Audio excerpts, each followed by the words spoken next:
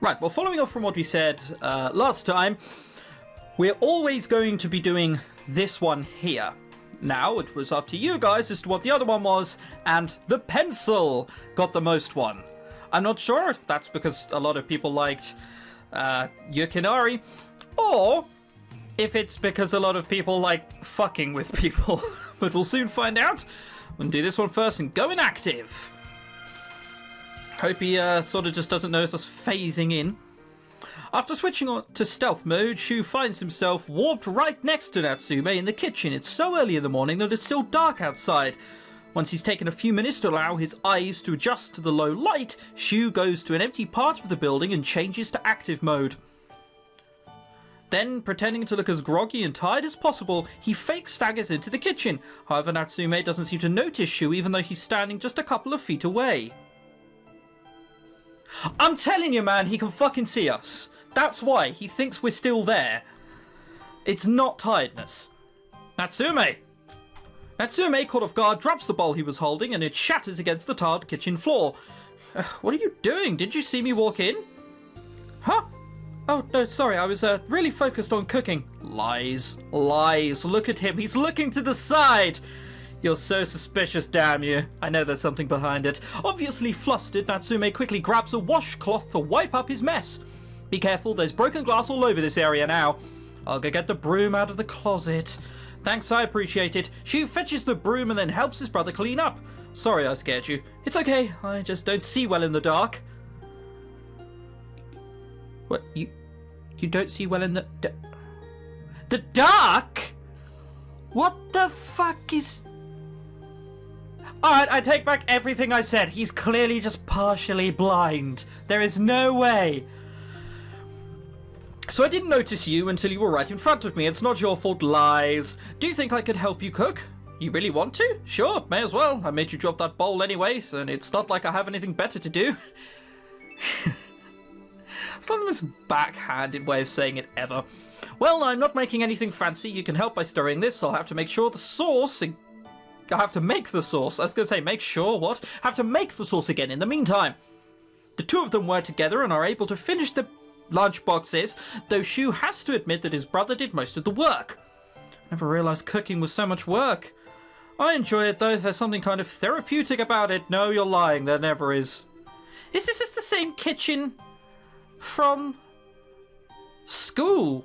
Isn't it? It's definitely the same pans. I think there's only 3 there, whatever. I should just leave it at that. Maybe I can help again next time. Let's go with the positive one. We're a more positive Shu. That's what we're turning him into. Well, next time, maybe I'll help you again. If you can wake up this early, that'd be great. I don't want to hear that from you, of all people. Realizing that time will soon run out, Shu says goodbye to his brother and finds a quiet place to return the present. End of Memento time. Yeah, blah, blah, blah. We're now being returned. That's a fun little brother-sibling thing moment, isn't it? 1 hour to spare. So, pencil 1. So we're going to choose pencil. See where that takes us. Hopefully we'll just fuck with Yukinari. Not that way, as it, you know what I mean. Within moments, Shu has walked to the middle of the public library. Remembering his past experience, he waits for his past self to leave. Before long, his past self gets up to answer his phone call, leaving Yukinari alone at the table. This is the second time. We're going to put him in therapy when he's older. Shu's not sure if it's a good idea to come out now when there's a chance he might run into his past self, so he waits for a little while. After some boring minutes go by, Yukinari wanders off to another part of the library and browses aimlessly before his eye is caught by a book out on display. Oh yeah, we know this. Shu chooses this time to appear. He ducks behind a column and switches to active mode before walking over to where Yukinari is standing. Senpai, I just said that out loud, didn't I? Teacher! Yukinari jumps a little bit, startled by Shu's sudden appearance. We've actually prepared this time. We're wearing the correct clothing. Where did you... You didn't see me walk over?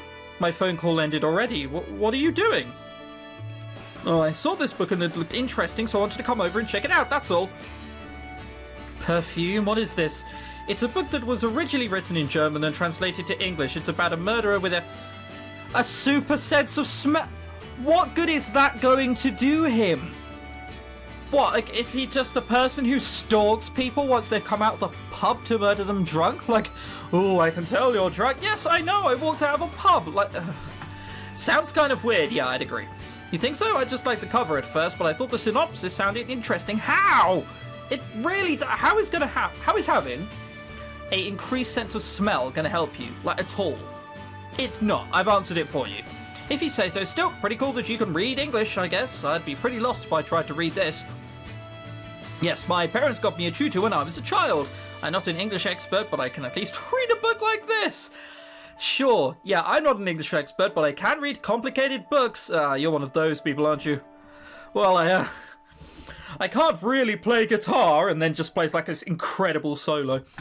Yukinori's tone sounds a little bitter. It might be better not to ask. I want to know more about him. I don't want to know more about him. I don't want to know why he uses hair dye to make his colour a weird shade of white. Better not to ask. Anyway, I guess this book sounds kind of interesting. Maybe you can tell me about it after you read it. I'm no good with English after all. Yes, you did mention. Sure, anyway, shouldn't we get back to studying? Oh yeah, wait, I have to go to the bathroom. Be right back. Okay, I'll wait for you here then. Realising that his time will be running out soon, Shu goes into the bathroom to hide and return to the present. Holy shit, that was an hour? I feel cheated. End time period reached. So, we weren't active for all that, were we? We were active for like a 5-minute conversation. Is it going to use our hour? Yeah, thought so. Thought so. Crap, it looks like I'm out of time. I have to go now. Wouldn't want anyone to get suspicious. Well, this is a bit of fun, isn't it? Chapter 3 already. Oh my god! Is this what time travelling does? People try to reach out of the very depths of hell, bleeding and all, to try and reach me, and I don't even appear to notice? And god, alright, well, it's a good thing I'm here. Come on, I said click. Whatever. Space doesn't work on continue, apparently. Chapter 3 already, though. I was mildly surprised. After Shu finishes his business for the day, he gets back to his room and is met with a sour-faced Jackie. What? Jackie, what's up? How long has it been now since you guys moved into the dorms? Shu has to think about this for a moment. Dorm life has become so familiar that it's strange to think that he and his brothers have only been here for a short while. About a month, I guess, and we move in around the beginning of August? It's been almost 2 months, actually. It'll be October in a couple of days. As usual, maths is your weak what? Counting days? Being aware that time exists is your weak point? Man, there are going to be some capitalist employers who love you. Yeah, okay, so it's been 2 months, so what?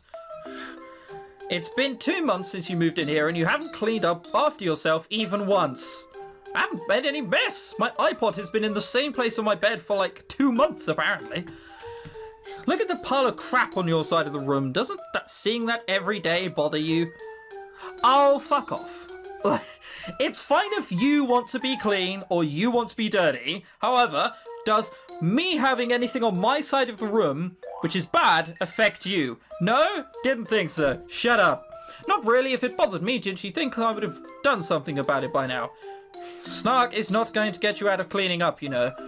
Look, it's my half of the room, alright? If I'm a little messy, what's it matter to you? It's not just your room in here.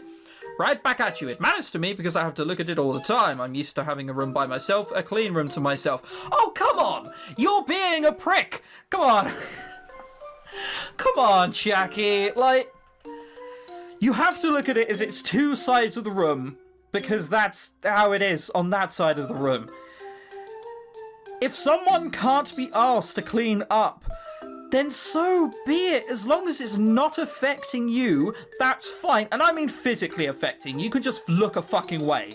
Like, oh no, it's so dirty. Oh, shut up. Do you have OCD? No, didn't think so. Come on, Chiaki. And I mean the proper OCD this is. I mean the, like, waking up in a sort of putrid sweat thinking about it. Not getting mildly angry and forgetting about it. I'm not coming on. I want you to clean your side of the room. It doesn't have to be absolutely spotless or anything, but at least get rid of trash and move things you aren't using. Is that too much to ask? Please be a choice, please be a choice. Shu lets that aside, it's annoying, but if he's going to be living with someone else, he'd best try to be reasonable. He figures he can't go on being selfish.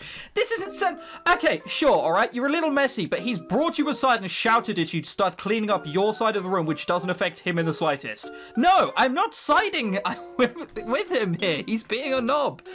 No, it's not too much to ask. Good, it's Sunday today, so you have plenty of time to get things done too. What, you want me to clean today? Can't I just... I know you, Mamma Mia's, all too well. As soon as you'll say you'll do it later, it'll never get done. Even Master is terrible about this. Fine. Alright, glad you're being so cooperative for a change. No, you're just being a prick. Do you need me to help? It's a pretty big mess, so I don't mind lending you a hand. No, fuck off. Normally I'd say yes, but I have some stuff Jackie probably shouldn't see for lots of reasons. Nah, it's okay, I'll do it. Most of this stuff is trash anyway. If you say so. You have all that closet space too, so toss some stuff in there if you're running out of room. Okay, I'll remember that. Anyway, I'm going to go to the library to do some studying, but if you do need anything, just let me know, okay? Stop offering your help. I'm not that clumsy. Christ. Thanks, I'll see you later then, Jackie. Sure, good luck cleaning. Jackie leaves for the library and Shu hesitantly eyes his piles of crap.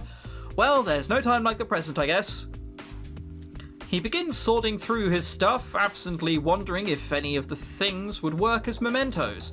Shu scans a few things out of boredom and they're all invalid or connected to really random / useless points of time, so he quickly scraps the idea.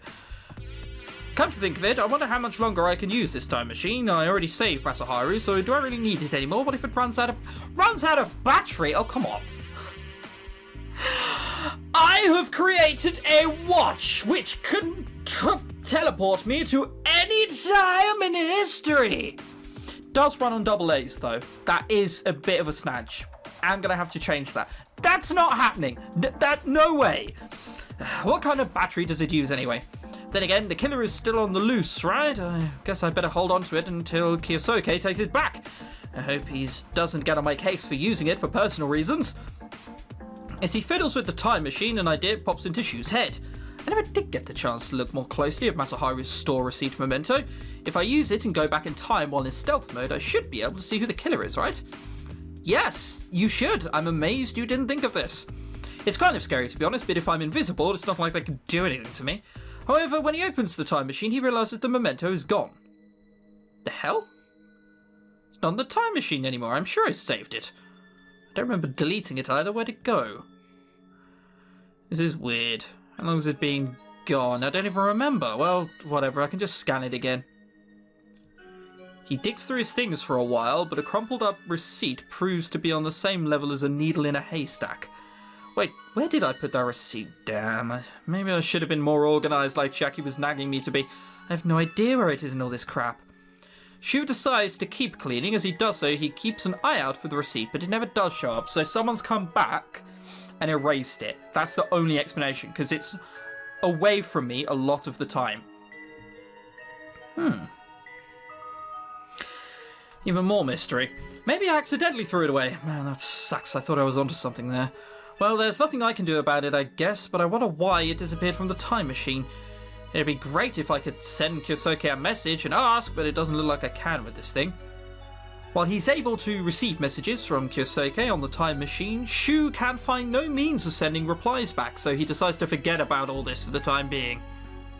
I saved Masaharu, that's the important thing. Yeah. You're in over your head here, Treacle. I'll tell you this. Another Monday morning arrives. After his morning shower, Shu makes his way downstairs to the dining room to join the other tenants for breakfast. When he gets there, he's surprised to see Masaharu and Natsume already there chatting away. Morning, Masaharu, Natsume. Lex pissed off as always. Ah, good morning, Shu. Had a late start this morning? You think? I woke up at a normal time, though. Nah, you're usually here before us for some reason. I guess I've been sleeping better since Masaharu was saved and everything. Less worries. Not like I can tell him that, though. I don't know. I've just been sleeping better. Maybe I finally got used to dorm life. Ha, sure. Ha, really? Good for you. I'm still struggling with that. Is living with Hosokawa really that bad? Anyway, what were you guys talking about? Oh, midterms are in like 2 weeks, right? I was just nagging, more like. gently suggesting to Natsume that he should study more. Like that's ever going to happen. I can dream, can't he? I think it's okay, though, isn't it? Natsume will do whatever he pleases anyway. I'm sure the things will turn out fine in the long run. You two are so carefree, though. Something's been bothering me lately. What the fuck was that? Did he just yawn? That's not a yawn. He went into sort of weird cry sprite. And now he's in someone's giving me a hand job sprite. Really, what is it? Natsume's totally falling asleep while standing up. It's about you, Shu. You're just too... cute? Flawless? Shut it! I was going to say that Shu's been extra nice recently and is creeping me out, to be honest. Huh? You're ragging on me for being too nice. Come on, you're usually so stubborn and spiteful. I heard Chiaki asked you to clean your room and you just did it. Without complaining at all. Why is this a bad thing? It's not bad, I just... never mind, I guess. I don't know what I'm saying, it's just weird. Maybe I have been more mellow since all that stuff happened recently. I didn't think it was such a big deal. Well, I mean, having a brother die and then being able to save him probably will do that. I think it's good if Shu is trying to be nicer. It just shows that he's grown up. Really? I guess so. When are you ever going to grow up, Natsume? Oh no, look at the time. You really should be heading to school now. We'll be late. You always avoid the most important issues. Starting on Natsume's problems is something Shu decides to save for another day. Natsume might seem carefree, but I'm sure he's got plenty of worries, like maybe being able to see people when they time travel. He'll change when he wants to. No amount of Masaharu's nagging will push him to do it. After quickly finishing the rest of his breakfast, Shu and his brothers leave for school. Throughout the day, Shu has trouble focusing because he finds his thoughts dwelling more on the murder and on time travel. Why would anyone want to kill Masaharu and in such an elaborate way? I mean, I know he can be a pain sometimes, but why would someone bother time traveling just to kill him? Oh man. Despite loads of different reasons, too many to just number off the top of my head. Too many came to mind. The more Shu thinks about it, the more frustrated he gets. Yeah, he's not the brightest, I guess. I guess there's no really way of knowing. It's just going to annoy me if I think too hard about it right now. Think I should just forget about it. I think that's what I said. I think I accidentally skipped it. There's nothing I could do about it even if I knew who the killer was. I should just forget about it. No, you'd know so much more shit. Just saying. Easier said than done, though. After school lets out, Shu goes downstairs to the front entrance to walk back to the dorms with his brothers. Huh? Where's Chiaki? For the last couple of weeks, the four of them had gone home together, but since their destination was the same. Today, however, Chiaki was missing. Oh, today Chiaki has to go back to his house to visit, so he won't be back at the dorms until later. He went straight there after class. Isn't it just his grandmother living into the house now? Yeah, since Chiaki's grandfather passed away last year. I hope she doesn't say too much to upset him. Too much? Oh, good. If I remember rightly, Chiaki's family's a little complicated. I heard both of his parents died. I only ever remember hearing about his grandparents. Oh, lovely. Beautiful. Good thing we probably won't be learning about that anytime soon. Though it won't be easy to. It seems Chiaki doesn't let the drama get to him too much, really. We don't know that. He tries to live his life normally, which is a lot more than Shu can say for his own family members. Yeah. Well, my brother in the future fucking invented a time machine. Yeah, I guess that's sort of a bragging war we don't want to enter, what with his grandmother being the opponent.